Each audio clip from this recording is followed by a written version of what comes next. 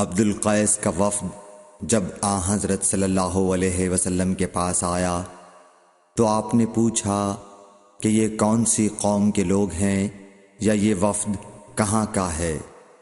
انہوں نے کہا کہ ربیعہ خاندان کے لوگ ہیں۔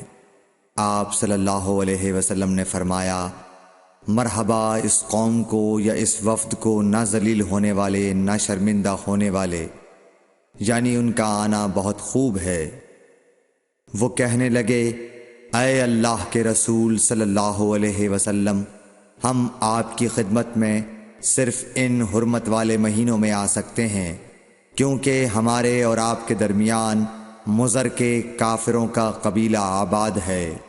پس آپ ہم کو ایک ایسی قطعی بات بتلا دیجئے جس کی خبر ہم اپنے پچھلے لوگوں کو بھی کر دیں جو یہاں نہیں آئے، اور اس پر عمل درآمد کر کے ہم جنت میں داخل ہو جائیں۔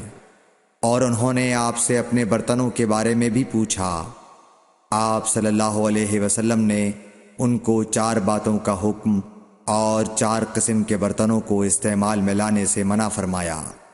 ان کو حکم دیا کہ ایک اکیلے خدا پر ایمان لاؤ۔ پھر آپ صلی اللہ علیہ وسلم نے پوچھا کہ جانتے ہو ایک اکیلے اللہ پر ایمان لانے کا مطلب کیا ہے؟ انہوں نے کہا کہ اللہ اور اس کے رسول ہی کو معلوم ہے۔